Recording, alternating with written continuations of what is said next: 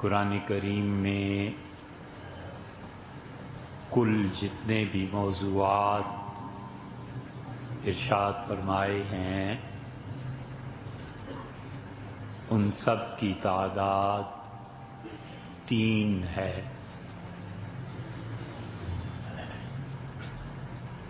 پہلے نمبر پہ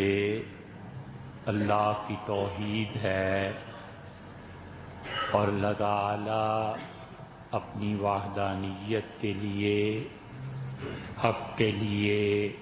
سچائی کے لیے اپنی 2 صفات علم اور قدرت کے لیے بار بار دلائل دیتا ہے، کبھی اس باتاً کہ دیکھو ان تمام چیزوں کا مالک میں ہوں، اور کبھی نفیاً یعنی اپنے علاوہ دوسرے کی نفی کرتے ہوئے کہ میرے علاوہ علم اور قدرت کسی کے پاس نہیں ہے۔ اس توحید کو کبھی وہ عقل سے ثابت کرتا ہے، اس توحید کو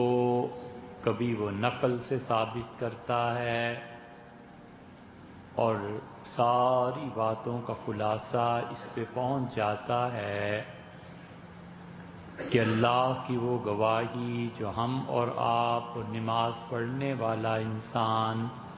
دن میں بار بار یہ گواہی دیتا ہے کہ وَأَشْهَدُ أَنَّ مُحَمَّدًا عَبْدُهُ وَرَسُولُهُ،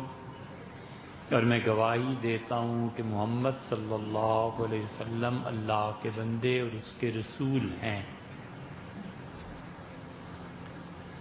اور انہوں نے جو اصل پیغام دیا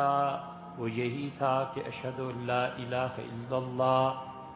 کہ میں گواہی دیتا ہوں کہ اللہ کے علاوہ کوئی خدا نہیں ہے، وحدہ وہ اکیلا ہے، لا شریک لہ اور اس کا کوئی شریک نہیں ہے۔ دوسرا موضوع